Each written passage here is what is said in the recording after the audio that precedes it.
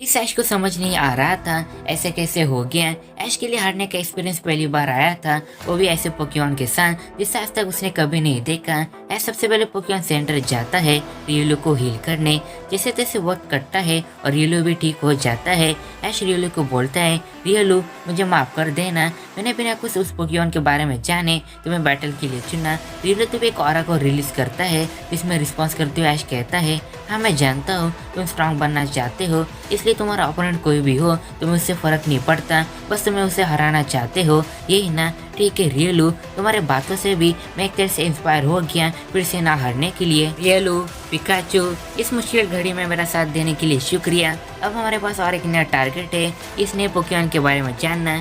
इसलिए अर्थ 492 वाला ऐश जाते हैं मुस्टार्ड के पास और उसे अब तक क्या क्या हुआ वो सब बता देता है। मुस्टार्ड बोलता है, क्या तुम्हें उसका कोई हुलिया, निशान या फिर कुछ ऐसी चीज याद है जिससे उसे ढूंढने में हमें आसानी हो? ऐश बोलता है, वो ब्राउन और व्हाइट कलर का था, उसके हाथ नहीं थे, हाथों की जगह कुल्हाड़ी थी और उसके सर पे वॉरियर का सिंबल था। मुस्टार्ड शॉक होकर कहता है, क्या कहा कुल्हाड़ी और वॉरियर? एक मिनट, मुझे पता है वो कौन हो सकता है, मुझे बस थोड़ा टाइम चाहिए उन चीजों को ढूंढने का। ऐश बोलता है, ठीक है, तब तक मैं और मेरे पोकेमॉन यार्ड में ट्रेनिंग करते हैं। ऐश अपने पिकाचू और रियोलू इनकी ट्रेनिंग लेता है। ऐश के साइड में उसका चारिज़ार्ड रहता है। ऐश उससे पूछता है, चारिज़ार्ड मुझे जो रियोलू में दिख रहा है वो तुम्हें भी दिख रहा है क्या?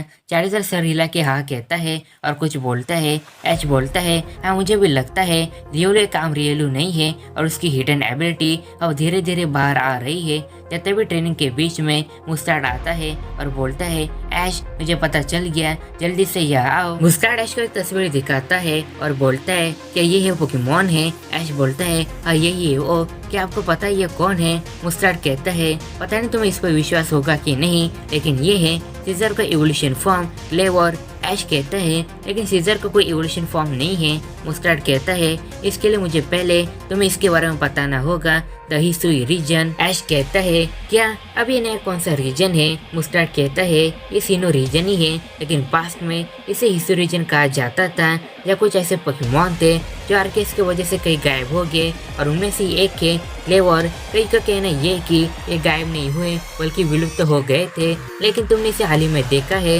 मतलब ये विलुप्त नहीं हुए हैं बल्कि आर्केस की वजह से ही गायब हो गए हैं और हो सकता है अब किसी चीज की वजह से वो फिर से लौट आए हैं। अगर कहानी फिर से दोहराती है तो बहुत तबाही होने वाली है। ऐश बोलता है, कहानी? कैसी कहानी और किस तरह की तबाही? मुस्टार्ड कहता है, अभी फिलहाल मैं इस दोजो का दोजो मास्टर हूँ और कई दशकों से इस दोजो के कई मास्टर रहे हैं, लेकिन यहाँ के पहले मास्टर जिन्होंने इस दोजो को स्थापित किया वो इसी रीजन और उसकी तबाही से वाकिफ थे, जिसे उन्होंने एक किताब में भी लिखा है जिसमें बताया गया है एक दौर ऐसा आएगा जिसमें आर्कियोस अपने कुछ प्लेट्स की पावर और अपने आपा खो देगा। ऐश कहता है, ऐसा कैसे हो सकता है? आर्कियोस तो हमारी दुनिया का गॉड है, वो अपना आपा कैसे खो सकता है और इसे हिसुई रीजन का क्या लेना देना? मुस्टार्ड कहता है, इसकी पहली शुरुआत भी हिसुई रीजन से हुई थी, लेकिन तब के किसी एक ट्रेनर ने सब कुछ ठीक कर दिया था। हे ऐश, मुझे एक बात बताओ, क्या तुमने क्लेवर में कुछ और नोटिस किया था क्या? ऐश कहता है, हाँ उसकी आंखें बहुत ही लाल थी, जैसे कि वो खुद के काबू में न हो। मुस्टार्ड कहता है, ये नहीं होना चाहिए। ऐश कहता है, क्या नहीं होना चाहिए? मुस्टार्ड बोलता है, जब आर्कियोस तबाही करने निकलता है तो उसकी आंखें भी लाल होती है और उसमें वो और भी पावरफुल होता है। ऐश बोलता है, इसे रोकने का कोई तरीका नहीं है क्या? मुस्टार्ड कहता है, उस ट्रेनर ने एक अजूबे पोकेबॉल से आर्कियोस को रोका था जो सीनो रीजन के एक बालकनी के पास है। ये अर्थ 4912 वाला ऐश ये सब जानने के बाद तुरंत निकलता है सीनो रीजन के लिए और सीनो रीजन में आने के बाद उसे पता चलता है पूरे रीजन में एक ही वॉल्केनो है और ये आज जाता है उसी की तरफ। वहाँ जाने के बाद इस ऐश को पता चलता है ये वही वॉल्केनो है जो कई सालों पहले जब इरेक्ट हुआ था तभी आर्कियोस ने तबाही करना शुरू की थी। ऐश सोचता है कि इस वॉल्केनो का कोई एम रोल तो नहीं है। ऐश को समझ नहीं आ रहा था अब उसे क्या करना चाहिए और तभी वहाँ पे एक मिस्टीरियस गेट ओपन होता है और वहाँ से बाहर निकलता है हमारा मेन ऐश। दोनों शॉक में थे और भी अलग अलग रीजन से। मैना सोचता है मैं तो अपने दोस्तों के साथ अपनी दुनिया में वापस जा रहा था, तो मैं यहाँ कैसे आ गया।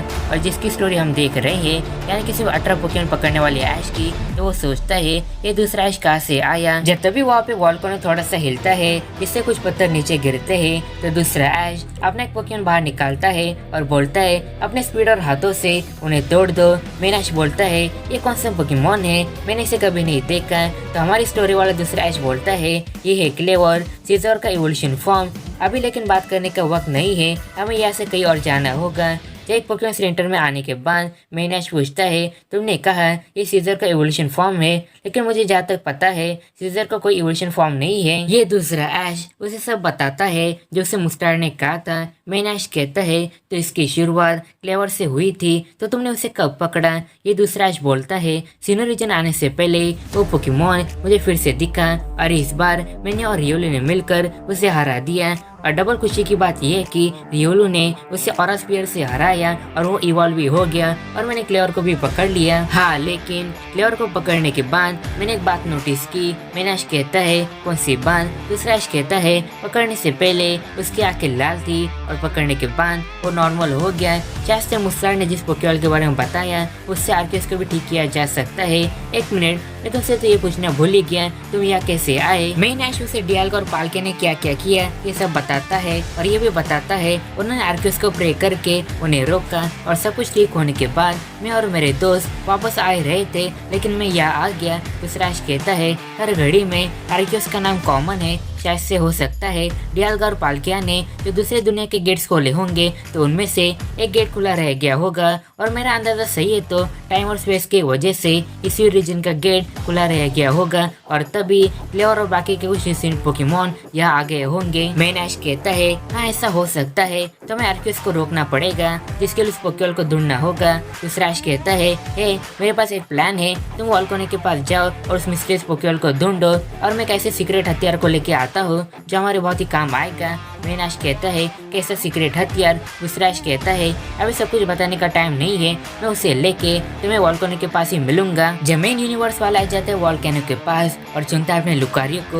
और लुकारियो को कहता है लुकारियो अपने ऑरा की मदद से इस वोल्केनो के पास कोई पोकेबॉल है क्या, ये देखो। लुकारियो अपने ऑरा को समन करता है और पोकेबॉल ढूंढने लगता है और तभी उसे वो मिलता भी है और वो ऐश को सिग्नल भी देता है यहाँ पे एक पोकेबॉल है। ऐश जाता है उस जगह जहाँ पे लुकारियो ने पोकेबॉल को सेंस किया था, जहाँ पे होती है आर्कियस की डिजाइन और ब्रह्मांड की इंफॉर्मेशन। ऐश गलती से एक जगह हाथ रखता है और वहाँ से एक रोल और चाबी बाहर आती है। जो उस रोल में लिखा होता है जब आर्कियस इस वोल्केनो के संकेत के बाद अपना आफा खो देगा और तबाही मचाने लगेगा, तब आर्कियस के द्वारा बनाए गए इस पोकेबॉल से उसे रोका जा सकता है और पोकेबॉल को खोलने की ये रही एक चाबी। आर्कियस को खुद पता है एक टाइम ऐसा आएगा जब वो अपना आफा खो बैठेगा, तब उसे इस पोकेबॉल की मदद से रोका जा सकता है। या तभी वहाँ पे दूसरा ऐश आता है। मैनाश कहता है तुम्हें यहाँ आने का रास्ता कैसे पता। दूसरा ऐश कहता है मेरे लुकारियो ने तुम्हें यह सेंस किया। एक मिनट, तुम्हारे हाथ में ये क्या है। मैनाश उसमें क्या क्या लिखा है वो सब बता देता है और कहता है अब बस इस चाबी को लगाने की जगह ढूंढनी होगी। तभी वहाँ की जमीन हिलने लगती है। दोनों ऐश बाहर जाके देखते हैं आखिर हो क्या रहा है। तब उन्हें पता चलता है आर्कियस आ गया है और उसने तबाही की शुरुआत कर दी है। मैनाश कहता है आर्कियस अपने आप को काबू में लाने की कोशिश करो, हमने पहले भी चीज का सामना किया है, याद करने की कोशिश करो। आर्कियस कुछ भी सुनने के काबू में नहीं था, वो वहाँ पे अटैक करने लगता है। दोनों ऐश एक साथ बोलते हैं अब हमें इसका इस्तेमाल करना ही पड़ेगा। दोनों अपने मेगा ग्लो को पहनते हैं। दोनों एक दूसरे को बोलते हैं तुम्हारे पास भी मेगा ग्लो है। दोनों एक साथ हाँ भी कहते हैं, लेकिन मैनाश मेगा इवॉल्व करता है अपने लुकारियो को और दूसरा ऐश करता है अपने चारिज़ार्ड को। मैनाश लुकारियो को ऑरस पर यूज करने को कहता है जिसके आर्कियस पे कोई भी असर नहीं होता और दूसरा ऐश कहता है आर्कियस के प्लेट्स की वजह से उससे कुछ नहीं होगा सिवाय 2 टाइप के, डार्क और साइकिक टाइप। मुस्टार ने कहा था आर्कियस अपने कुछ प्लेट्स की पावर खो देगा और वो डार्क और साइकिक टाइप ही है,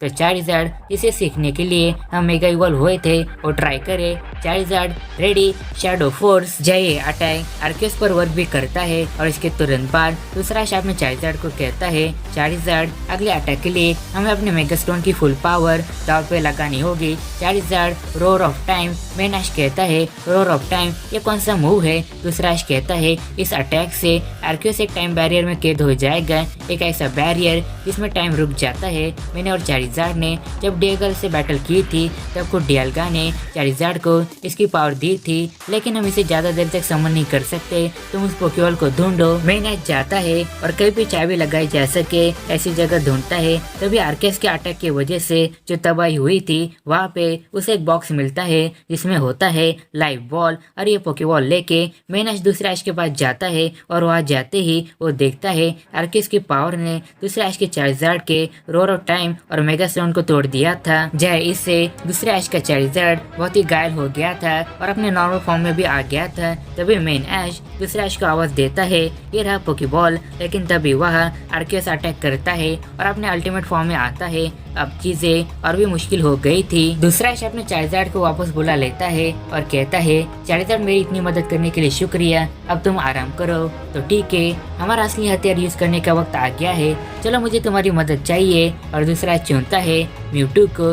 मेन ऐश कहता है, तुमने म्यूटू को कब पकड़ा? दूसरा ऐश कहता है, मेरे बारे में तुम्हें अभी बहुत कुछ नहीं पता, लेकिन जब मैं और म्यूटू अटैक करेंगे तब तुम आर्कियस पे ये पोकेबॉल फेंकना। दूसरा ऐश म्यूटू को कहता है, म्यूटू अपने साइफोर्स का यूज करो, इससे अल्टीमेट आर्कियस की प्लेट्स कुछ पल के लिए उससे सेट होती है और मेन ऐश उस पे पोकेबॉल फेंकता है और आर्कियस उसके अंदर कैदी हो जाता है। दोनों ऐश बहुत ही खुश थे, आखिर उन्होंने पूरी दुनिया को बचाया है। मेन ऐश आर्कियस को बाहर निकालता है और आर्कियस ऐश को पहचान भी लेता है, कैसे उसने उसकी पहले मदद की थी और अब भी मदद की। आर्कियस कहता भी है, ऐश मेरी फिर से मदद करने के लिए बहुत ही शुक्रिया, और दूसरा ऐश तुम्हारा भी। लेकिन आर्कियस मेन ऐश को कहता है, अब तुम्हें अपनी दुनिया में वापस जाना होगा। जाने से पहले मेन ऐश दूसरा ऐश को कहता है, ए ऐश हम दोबारा जरूर मिलेंगे और अपने बारे में सब कुछ बताना मुझे मत भूलना। और दूसरा ऐश कहता है, हाँ जरूर। और ऐसे as the multiverse journey continues.